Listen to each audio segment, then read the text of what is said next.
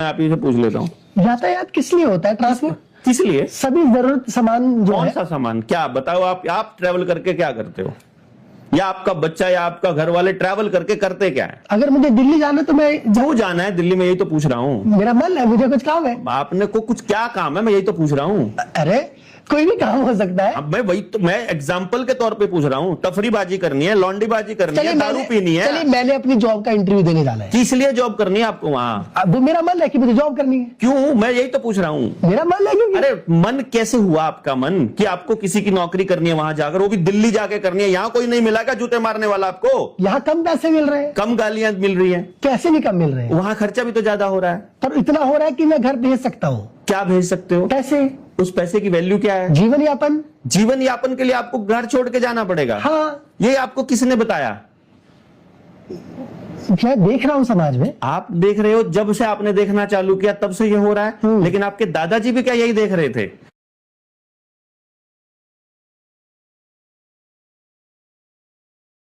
घर के अंदर लंगर हो रहा है।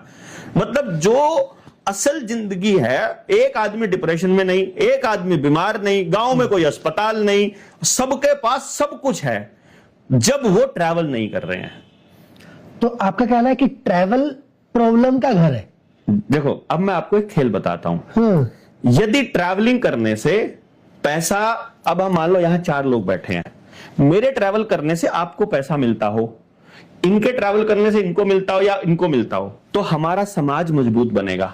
बिल्कुल ठीक है, ये है ना। चैन सिस्टम। अब मैं आपको एक बात बताता हूं, जो सड़क बनती है उसमें जो चीजें इस्तेमाल होती हैं, उसमें पहले रोड़ा इस्तेमाल होता है, वो पत्थर तोड़ के आता है, पहाड़ तोड़ के। ठीक है, पहाड़ तोड़ने का ठेका कभी भी आम इंसान को नहीं मिलता, बड़ी कंपनी को मिलता है।